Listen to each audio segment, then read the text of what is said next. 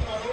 అది కూడా నా ప్రతిభావంతో కాదు, మీ ప్రతిభావంతో కందుకూరు, చిలుకూరుపేట, గుంటూరు, నెల్లూరు, గూడూరు ఆత్మకరించినటువంటి మహాత్ములకి, నెల్లూరు కూడా శివపురం మహాత్ములకన్నీ కూడా నేను శిరస్సు నుంచి ఆశీర్వాదం చేయాలి. భగవంతుడితో సమానంగా బ్రాహ్మణుడు ఆశీర్వాదం చేస్తున్నాను. సమానం కూడా సదాగ్ని భద్రమే పాకిస్తాన్ శ్రీ లలితా చాలీసా.